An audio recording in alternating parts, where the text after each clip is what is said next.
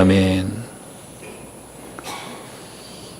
조선일보 7월 3일자 신문에 김대중 칼럼에서 읽은 기사입니다. 제가 이해한 내용은 이렇습니다. 여러분 아시지만 요즘 전 세계의 이야기 말머리 화두는 평화입니다. 나라와 국가, 지역 그리고 모든 사람들이 현대를 살아가면서 함께 공동의 관심거리, 화평입니다. 이 평화의 원천이 되어야 하는 교회에도 화평이 중요한 과제입니다. 그만큼 화평이 결여되고 화평이 필요하다는 이야기입니다. 현재 우리 남한 북한 땅 한반도의 화평의 평화가 이 지구촌에 제일 손꼽는 그러한 관심이 되고 있습니다. 최근 우리 남북 정상회담을 통해서 평화의 분위기가 눈앞에 선뜻 등장이 되었고, 미북 정상회담이 싱가포르에서 극적으로 이루어졌지요. 만족할 만한 회담선언은 아니었지만은 이 한반도 땅의 평화의 꽃이 점점 피어나고 있는 상황입니다. 이 평화를 위해서 북한의 문을 열게 하고 북한을 미국과 직접 연결해서 대화하게 했으며, 한반도에서 무력 충돌의 뇌관을 제거할 수 있었던 것은 문재인 대통령의 노력의 결과라고 서로들 입을 모으고 있습니다. 문제는 그 다음이라고 하는 지적입니다. 미북 정상회담 이후에 한국 대통령이 이제는 나서서 할 일이 없어졌다는 겁니다. 바톤이 김정은과 트럼프에게 넘어간 것입니다. 미북의 줄다리기나 두 나라의 두뇌 싸움, 그리고 오기 경쟁에서 우리나라는 주변을 맴돌 뿐 이제 그들의 처분만을 기다리는 신세가 되었다는 말입니다.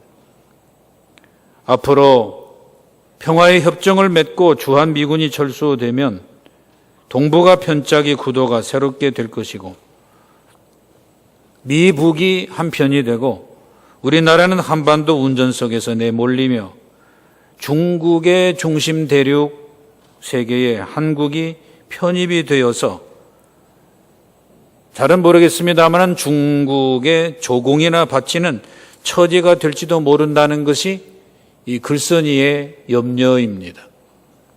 그렇다면 지금의 한반도의 평화는 위장된 평화요, 위험한 평화라는 사실입니다.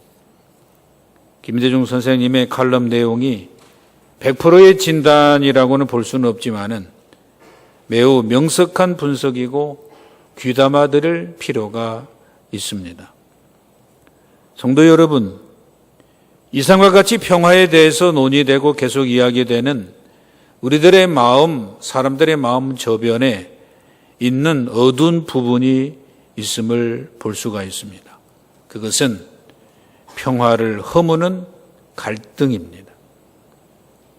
우리 서로 간에 생각하는 바가 다른 갈등의 문제입니다.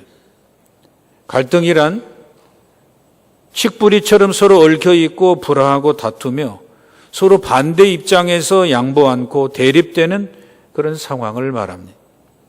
어떤 갈등들이죠?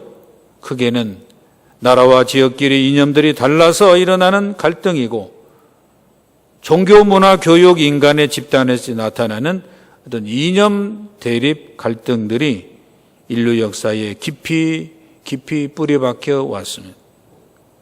그리고 작게는 한 사람 한 사람의 마음 속에, 그리고 가족과 이웃들이 서로 만나면서 부딪힐 수가 있습니다. 그때에 나타나는 갈등들입니다. 그런가 하면은 평화가 넘칠 것 같은 교회 공동체 안에서도 갈등들이 일어나는 것입니다. 왜 그럴까요? 사람이 살아가는 공동체이기 때문입니다. 그래서 이 평화를 위해서 하나의 어떤 징검다리 삼아서 선하게 사용한다면 사람 살아가는 곳에 평화가 깃들지만은, 그렇지 못하면 도리어 평화를 흠집내서 분노하고 불화하고 다툼이 일어날 수밖에 없는 것입니다. 그래서 이 평화를 위해서 관심을 가지고 보다 밝은 사람과 사회를 이루도록 서로 대화하고 고민하며 적합한 대책을 모색하고 있는 것입니다. 6월 15일부터 21일까지 스위스 제네바에서 WCC 세계 기독교 교회 6차 중앙위원회가 열렸습니다. 그때의 모임의 주제가 교회 일치이면서 한반도 평화였습니다. 6월 22일부터 23일까지 같은 제네바 도시에서 한반도 문제를 위한 에큐메니컬 포럼 EFK가 있었습니다. 단연 중심 주제는 한반도 평화였습니다. 그 모임에 한국 기독교는 물론 북한 조선 그리스도교 연맹의 대표가 참석을 했다고 합니다. 그래서 급변하는 한반도 정세를 바라보며 한반도 평화 과정을 위하여 남북 교회와 세계 교회가 교회의 의지와 비전을 담고 있는 이 선언도 발표했다고 합니다. 그런가 하면 우리 교단 총회임원회를 비롯해서 각 관련 부서 그리고 위원회에서도 이 한반도 평화를 위해서 해야 할 역할을 활발히 모색하고 있습니다. 총회 남북한 선교통일위원회의 경우는 지난 6월 26일 한국교회 100주년 기념관에서 세미나를 가진 바가 있습니다. 그 세미나에서 한 전문위원은 최근 한반도 상황을 한마디로 이렇게 규정을 했습니다. 불확실한 한반도의 봄이다. 그러면서 강조하기를 이제 우리들의 관심은 이 한반도가 어디로 갈 것인가에 맞춰져 있는 것입니다. 우리들의 문제이기도 하지만 전 세계가 이목을 함께하면서 집중하고 있습니다. 이 한반도가 어디로 갈 것인가. 세계의 문제이면서 우리들의 문제인 이 문제를 우리 자신들이 함께 의식하고 인식해야 하는 거예요. 세계가 주목하고 있는 한반도의 평화인데 우리의 민족들이 그것을 느끼지 못하고 있다면 어떻게 되겠습니까? 오늘날의 현상은 여러분들 아시는 것처럼 국제사회의 대북 제재에 따른 경제 문제가 있죠. 그런가 하면 핵무력 완성에 대한 김정은 위원장의 자신감도 보이고 그리고 전쟁 위험이 고조가 되어 있는 가운데에 은근히 시간 벌기를 하면서 지연작전이지 않는가 이런 생각도 듭니다. 따라서 향후의 한반도의 경로는 남북 관계에 달려있고 한반도 주변 관련국 중국, 일본, 러시아 역학관계가 있으며 특별히 북미 관계에 달려있다고 지적을 했다고 합니다.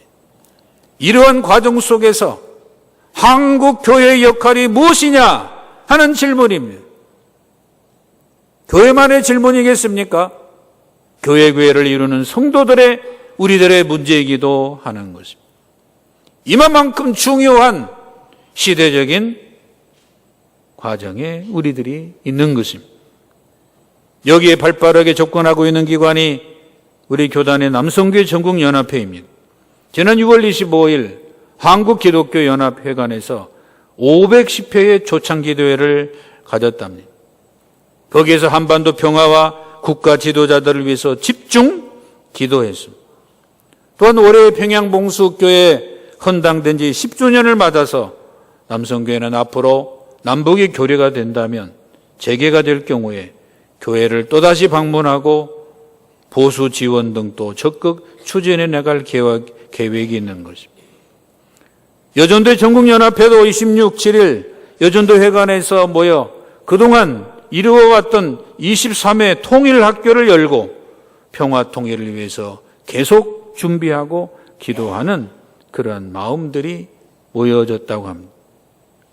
그리고 전국 장로회 연합회도 지난 주간 4, 5, 6일 경주에서 44회 수련회를 열고 국가와 민족을 위해서 함께 기도했습니다. 통일은 하나님이 원하시는 방법으로 준비되고 이루어져야 한다고 강조하면서 교회를 흔드는 잘못된 위험이나 동성애 등의 허용이 되지 않도록 경계할 것을 서로 다짐하며 요청했다는 소식을 듣고 있습니다. 여러분, 이상과 같은 모임이나 기관에서 우리 모두 함께 마음 모아 준비하고 나아갈 중요한 주제, 우리가 살고 있는 우리의 땅 한반도의 평화의 문제인 것입니다. 이 문제는 우리 한국교회가 감당해야 될 기본적인 마음의 자세를 다시 한번 촉구하면서 우리 성도 한 분 한 분 그리고 모두에게 이 시대적인 사명을 다시 한번 깨우고 있는 것입니다. 우리가 이러한 중요한 때에 살고 있습니다. 여러분, 한반도 평화는 곧 나 한 사람의 평화에서 시작이 됩니다. 마치 하늘의 물방울들이 산 계곡의 냇물을 이루고 강물이 되고 풍성한 바닷물을 이루는 것 같습니다. 남의 문제가 아니고 곧 우리들의 문제요, 내 문제인 것입니다. 한반도 땅의 여러 사람들 중에서 특히 성도 한 사람으로부터 출발하는 이 평화가 곧 온 세계의 평화를 이루어가는 하나님 아버지에게 너무 중요한 힘이 된다는 사실을 우리는 잊어서는 안 될 것입니다. 우리 한 사람의 평화가 한반도 땅의 평화입니다. 우리 한 사람의 평화가 한반도 땅의 평화이다. 여러분, 한반도 땅이 어떤 땅입니까? 우리가 사는 한반도고 우리가 복음을 받아들였던 평양이 우리의 땅 아닙니까? 이러한 중요한 때에 우리는 그런 의미에서 한반도의 평화의 시작은 우리 성도 각자 자신임이 뚜렷해진 것입니다. 분명한 것입니다. 하나님이 우리들 여러 가지 많은 인생의 결산 속에서 물어보는 질문 중에 하나가 이걸 겁니다. 한반도의 평화를 위해서 무슨 일을 했고 어떤 역할을 했느냐라고 하는 그러한 질문은 시대적인 질문이면서 동시에 나라의 질문인가 하면은 교회의 질문이기도 하지만 우리 성도 한 사람 한 사람의 문제인 줄로 압니다. 중요한 문제. 그렇다면 성도 한 사람으로부터 시작이 되어가는 이 평화는 과연 어떤 평화일까요? 그 평화는 두말할 것 없이 하나님이 주시는 하늘의 평화인 것입니다. 하나님이 우리들에게 주셔야 하는 영적 평화인 것입니다. 그 평화야말로 참 평화이고 우리가 받을 평화이지 사람이 주고 민족이 주고 국가가 주고 강대국이 주는 그러한 평화가 아닌 것입니다. 그건 부차적인 것으로 따라오는 것이고 하나님이 우리 시대와 우리에게 과연 무엇을 주시고자 하시는 그 평화야말로 진정한 평화인 줄로 믿습니다. 이사야 9장 6절에 보면 하나님께서 이 땅 위에 메시아 구원자로서 임하시는데 바로 그분이 평강의 왕이라고 했습니다. 사도 바울도 데살로니가후서 3장 16절에서 말씀하시기를 평강의 주님이 친히 때마다 일마다 너희에게 평강을 주신다고 했습니다. 바로 그 평강은 히브리어로 샬롬입니다. 그 샬롬은 하나님만이 주시는 평강입니다. 하나님이 어떤 분입니까? 모든 걸 가지고 계시고 영원히 살아계시는 그 하나님의 그 주시는 평강이야말로 우리들의 평강인 것입니다. 그것이 바로 샬롬입니다. 이 샬롬이 임하기를 축원합니다. 안녕하세요. 그것을 우리가 지난날 보면 밤새 잘 주무셨습니까? 병이나 안 드셨습니까? 식사는 하셨습니까? 이런 정도의 우리들의 수준의 안녕하십니까? 인데 이제는 그거 가지고 우리가 성도 안 찹니다. 평강, 샬롬, 유대인들이 서로 인사하는 평강. 유대인들이 샬롬은요, 모든 신이 때마다 일마다 주시는 분분초초 하나님의 이 평강 아니고서는 살 수 없는 그 평화이기 때문에 샬롬의 평강은 모든 복입니다. 이 모든 복을 이스라엘 사람들은 아침마다 때마다 서로 만날 때마다 주고받으니 얼마나 참 대단합니까? 오늘날에도 안녕하세요 서로 인사를 할지 몰라도 그냥 잘 주무셨나요? 진지 드셨나요? 요 정도의 우리가 인사로서는 우리가 성이 차서는 안 됩니다. 하나님이 주시는 이 평강으로 잘 지내셨나요? 이 평강을 서로 물을 때에 우리는 하나님만 주시는 이 평강으로 인해서 건강하고 아름다운 복된 이 나라 민족과 우리 자신이 될 줄로 믿습니다. 신앙은 이렇게 수준을 좀 높여야 됩니다. 수준 높이. 우리 교회, 중남로의 한국교회에서 수준이 있는 교회입니다. 이 교회 다닐 정도면 굉장히 수준이 있는 건데 수준 있는 사람들이 샬롬을 우리가 인사해야지. 그냥 배고프신 거 채우셨나요? 요 정도의 수준 가지고는 안 되는 것입니다. 신앙의 큰 포부를 가지십시오. 바로 이 주님, 평강의 주인 주님께서 오늘 본문에 보면은 산에 오르사 값진 교훈을 남겨주셨습니다. 그 중에 마태 5장 9절은 평화에 대해서, 샬롬에 대해서 말씀하신 교훈입니다. 우리는 이 주님의 제자로서 이 평화에 관한 주님의 가르침을 깊이 마음에 새기고 실천해야 하겠습니다. 그 평화의 왕이신 주님이 이렇게 말씀하셨죠. 화평하게 하는 자는 복이 있나니. 그냥 단순히 그냥 편안하고 아무 일 없는 그런 화평 속에 있는 사람이 아닙니다. 헬라어 원어 에이레노포이오니, 이 히브리어로 샬롬, 이 놀라운 그 화평을 하게 하는 자는 뭐냐면 만들어가는 자라는 말입니다. 만들어가는 사람. 아니, 이거 우리에게 적용되는 말씀 아니겠어요? 예수님 따라가는 사람에게 적용되는 말씀 아니겠어요? 여러분, 그러므로 이 화평은 만들어가기 때문에 자연히 어디서 이렇게 솟아나는 거 아닙니다.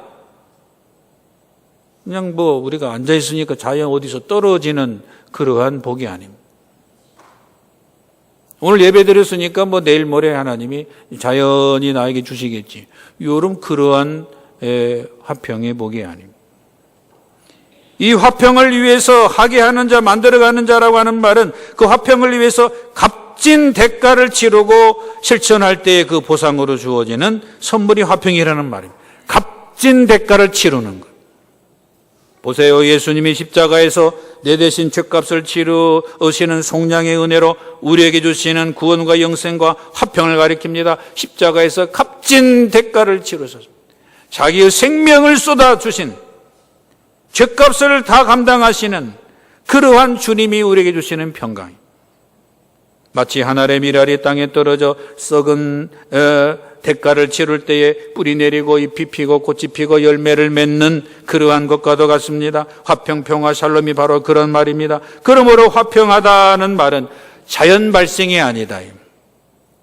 화평하다는 말은 자연 발생이 아니다. 좀 깁니까? 시작. 화평하다는 말은 자연 발생이 아니다. 시작. 자연 발생이 아닙니다. 제조자가 작품을 정성으로 수고하여 만들듯이 성도된 우리들은 이 화평을 만들어가는 대가를 우리는 치러야 됩니다. 그 과정을 통해서 화평의 값진 기쁨과 감동을 받는다는 말입니다. 그렇습니다. 화평은 화평하게 하는 자로 인하여 만들어지는 것입니다. 이렇게 값진 화평을 위하여 성도 한 사람 한 사람, 내 한 사람의 신앙의 모습과 화평이 필요하다는 말입니다. 그러므로 남북한의 이 한반도의 이 화평은 내가 필요합니다. 우리 자신이 필요한, 우리 자신의 평화가 중요하다는 말입니다. 한반도의 땅은 우리 자신이 중요합니다. 내가 있어야 됩니다. 내가 거기에 필요하다는 말입니다. 정치 지도자나 필요하고, 있는 사람이나 필요한 게 아닙니다. 우리 모두 성도 한 사람 한 사람의 수고와 노력에 값진 대가가 필요한 것입니다. 바로 이 값진 대가를 치르면서 화평의 놀라운 기쁨과 감동의 열매를 맺으시기를 바랍니다. 그때도 이 화평의 대가가 굉장하구나 하는 그 은혜를 체험하면서 살아가는 거, 신앙생활의 기쁨인 거예요. 그렇다면 그 화평을 만들기 위해서 과연 어떤 대가를 치러야 하겠습니까? 그 대가는 사랑, 용서입니다. 이 사랑과 용서의 대가를 치르는 기도 운동입니다. 이거 안 하면은 화평의 대가가 오지 않습니다. 이게 저절로 오겠지. 자연 발생이 아닙니다. 사랑이 필요하고 용서가 기울어지고 그걸 위해서 이룰 수 있도록 기도하고. 여러분, 우리가 왜 이걸 위해서 기도해야 됩니까? 화평의 주인이신 하나님 아버지께 향하는 기도가 마땅하기 때문에 그렇습니다. 하나님 아버지께만 있는 이 화평을 구하러 어디를 갑니까? 세상 어느 곳 어디든지 우리에게 진정한 필요의 화평은 가는 곳곳마다 하나님 아버지뿐이지 하나님 아버지 외에는 진정한 화평을 줄 수도 없고 뭐 준다고 해도 사람은 뒤돌아서 그것 없이 잎싹 씻고 모른다고 그러고 나 관계없다고 그러면 끝입니다. 아무리 만나도 사람에게는 이 화평을 줄 수가 없는 것입니다. 하나님이야말로 평강의 주인이시고 주님이야말로 우리들의 진정한 평화의 주인 원천 되시는 이 주님을 따라서 오늘도 성령의 힘을 입어서 하나님 앞에 이 사명을 감당하시기 바랍니다. 무슨 사명이냐? 사랑과 용서. 누가복음 23장에 보면요, 예수님께서 십자가에 달려 고통당하시면서도 십자가 아래에서 예수님을 죽이는 그 범죄를 주님이 바라보면서 이 괘씸하다 하면서 분노하고 막 욕하고 주님이 그러지 아니했어요. 그 무지를 주님이 긍휼히 여기면서 사랑으로 기도하시기를 아버지 저들을 용서해 주세요. 자기들이 하는 것을 알지 못해요. 예수님을 못 박아주고 있는 죄인들을 용서해 달라고 간구하신 예수님이지 않습니까? 예수님은 이처럼 사랑과 용서를 죄인들에게 베풀어 주시면서 하나님과 사람 사이의 담을 허시는 평화의 사자였습니다. 또한 예수님께서 기도를 가르치는 마태복음 6장에 보면요, 용서를 가르치셨습니다. 너희가 사람의 잘못을 용서하면 너희 하늘 아버지께서 너희 잘못을 용서하신다 그랬습니다. 여러분, 우리가 서로 용서하고 사랑하는 것은 하나님께서 원하심인 것입니다. 우리가 용서와 사랑에 대해서 소리하고 그냥 내버리면 하나님의 원하심이 아닙니다. 하나님이 기뻐하시는 감동적인 일이 뭐냐면 사랑과 용서입니다. 이 사랑과 용서가 하나님과 사람 간의 담을 무너뜨리는 평화를 이루신다는 약속인 것입니다. 우리가 하나님의 마음이 사랑과 용서를 가지고 사람의 잘못을 용서할 때에 하나님은 사람을 위해서 놀라운 일을 하십니다. 그것이 뭐냐면 평화인 것입니다. 그래서 평화는 우리들이 또 애쓰고 수고해야 되겠습니다만은, 그러나 평화는 하나님이 주관해서 이뤄가시는 우리들이 받아야 될 선물인 것입니다. 그래서 우리는 이 평화를 위해서 예수님께서 십자가에서 용서와 사랑을 한없이 베푸신 것입니다. 사실 하나님께 용서받은 내가 다른 사람을 용서한다라는 것은 당연하고 마땅한 일입니다. 우리가 사랑하고 용서한 다음에 우리가 우쭐할 필요도 없습니다. 그건 당연히 해야 될 일이기 때문에. 왜요? 하나님이 나를 용서했기 때문에. 성도 여러분, 나를 위해서 쓰신 대신 하나뿐인 자신의 목숨을 내어줄 친구가 있습니까? 살다 보면은 간혹 남을 위해서 남을 살린다고 헌신하다가 귀한 목숨을 잃은 분들도 보이기는 합니다. 그런데요, 이웃과 모든 사람의 죄를 위해서, 내 죄를 위해서 내가 죽기까지 죄악의 고통을 예수님이 대신 담당하고 나를 살리며 영원히 평화를 누리는 바로 그 분이 바로 예수 그리스도이지 않습니까? 그 예수 그리스도를 우리는 믿고 살아가는 것이기 때문에 그 예수님으로 인하여 오늘날의 갈등의 시대와 갈등의 문제와 평화가 절대로 필요한 이 시대에 우리가 살아간다는 사실입니다. 바로 이 사실을 이사야 선지자는 이렇게 예언을 했습니다. 이사야 53장 5절입니다. 그가 찔림은 우리의 허물 때문이요 그가 상함은 우리의 죄악 때문이라. 그가 징계를 받음으로 우리는 평화를 누리고, 우리가 고통당해야 될 그 자리에 주님이 서서 우리 대신 감당하시면서 우리에게는 평화를 주시는 그 평화야말로 진정한 평화입니다. 이 평화가 한반도 땅에 곳곳에 물들고 평화를 위해서 우리가 주님의 백성으로 살아간다는 그 감격을 경험한다면 얼마나 좋겠습니까?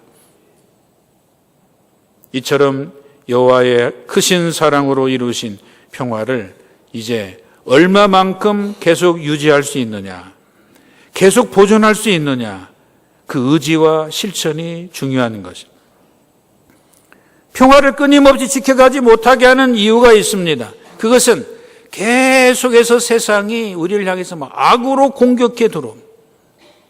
쉴 사이 없이 상대가 점점 더 악해지기 때문입니다. 그때는 성도들이 막 혼을 일으킵니다.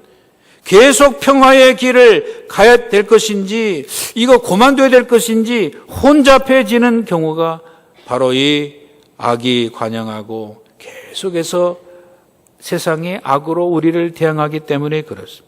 바로 이때 우리는 조심해야 됩니다. 어떻게 조심할 것입니까? 하나님의 말씀을 묵상하면서 사랑과 용서를 지키며 평화의 길을 의연하게 계속 걸어가야 하는 것입니다. 하나님의 말씀을 통해서 우리는 이겨가는 것입니다. 그래서 말씀이 중요한 것입니다. 그 말씀 가운데 하나가 사도 바울이 말했던 로마서 12장 17절로 21절인데 우리 한번 찾아서 같이 봉독했으면 좋겠습니다. 로마서 12장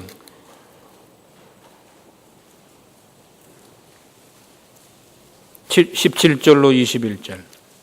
로마서 12장 17절로 21절입니다. 제 성경 신약 257페이지 있습니다. 그 부분을 찾으십시오. 로마서 12장 17절로 21절. 평화를 계속 유지해야 되는데 세상의 악이 우리를 공격해 들어와서 평화를 내려놓을 수밖에 없는 그러한 상태. 바로 이 말씀이 우리들에게 도움이 되어줄 수가 있습니다. 같이 함께 봉독하겠습니다. 아무에게도 악을 악으로 갚지 말고 모든 사람 앞에서 선한 일을 도모하라. 할 수 있거든 너희로서는 모든 사람과 더불어 화목하라. 내 사랑하는 자들아, 너희가 진히 원수를 갚지 말고 하나님의 진노하심에 맡기라. 기록되었으되 원수 갚는 것이 내게 있으니 내가 갚으리라고 주께서 말씀하시니라. 내 원수가 줄이거든 먹이고 목마르거든 마시게 하라. 그리함으로 내가 숯불을 그 머리에 쌓아 놓으리라. 악에게 지지 말고 선으로 악을 이기라. 아멘. 다시 한번 간단히 설명드리면 17절은 솔선수범하여 선을 행하라는 적극적인 명령입니다. 하나님이 원하시는 선, 하나님 원하시는 평화, 하나님 원하시는 사랑과 용서를 적극적으로 감당하라. 18절입니다. 그 선을 향해서 할 수 있는 대로 모든 것을 감당하면서 힘쓰고 애쓰라고 하는 것입니다. 힘쓰고 애써야 우리가 평화를 얻을 수가 있고 사랑하며 용서할 수가 있는 것입니다. 19절 원수 갚는 것이 하나님에게 있습니다. 하나님의 공의의 심판 앞에 맡기는 것입니다.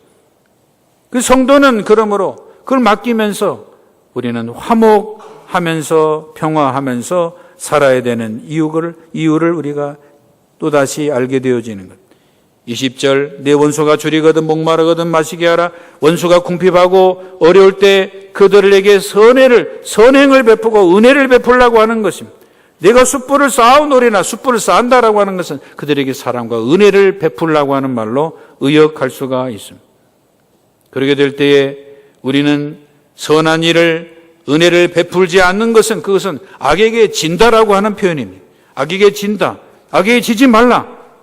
하나님 앞에 선한 상황을 물리지 말고 그 악에 지지 말라.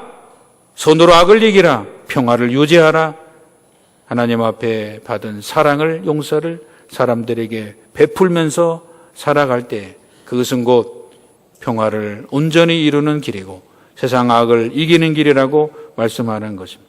이상과 같이 평화를 잘 지켜서 성도의 삶을 살아가는 사람은 이제는 하나님의 아들로 인정이 된다 이 말입니다. 하나님의 자녀로 인정이 된다. 하나님이 가지고 계신 모든 걸 우리들에게 영원히 주시고 엄청난 놀라운 복을 우리들에게 주신다라고 하는 말씀인 것입니다. 우리들의 앞길 살아가는 미래의 삶은 하나님 우리들에게 엄청난 것으로 주시고자 하시는 복을 향하여 한 걸음 한 걸음 달려가시는 우리들의 길입니다. 절대로 신앙생활하다가 낙심하지 마십시오. 우리가 하나님 앞에 살아가고 인생을 살아가는 그 길은 하나님이 풍성한 곳으로 미래를 채워주시는 하나님의 백성들의 엄청난 복이 있음을 믿으시길 바랍니다. 잘 될 것입니다. 모든 것이 형통할 것입니다. 하나님이 이 나라를 이 한반도를 지켜주실 것입니다. 그 길은 우리가 충분한 대가를 치러야 됩니다. 사랑하고 용서하고 평화를 위한 대가를 잘 감당하면서 나갈 적에 놀라운 일들을 우리들에게 허락하실 줄로 믿습니다. 어떤 신학자는 말했습니다. 세상에 화평하게 하는 일, 평화를 만드는 일보다 더 하나님을 닮은 일은 없다. 우리가 평화를 닮고 평화 위에서 살아가는 자, 하나님을 꼭 빼어 담은, 그래서 하나님의 기쁨과 자랑이 될 것입니다. 오늘 말씀을 정리합니다. 오늘날 이 시대에는 계속해서 갈등의 시대입니다. 우리나라도 한반도 땅에 갈등이 있었습니다. 이 갈등을 어떻게 해결해 갑니까?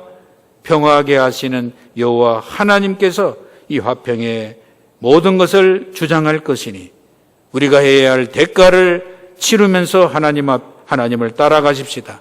우리가 치를 대가가 뭡니까? 사랑하고 용서하는 것입니다. 그렇게 될 때 우리는 놀라운 평화를 경험하게 될 줄로 믿습니다. 우리 반주자께서 335장 반주를 한 절 해주시면 우리는 그 시간에 침묵하면서 오늘도 주시는 하나님의 말씀 앞에 우리가 말씀으로 응답하며 하나님, 내가 이렇게 살겠습니다. 주님의 음성도 듣고 주님 앞에 결심하고 다짐하는 침묵 기도하는 시간을 갖도록 하겠습니다.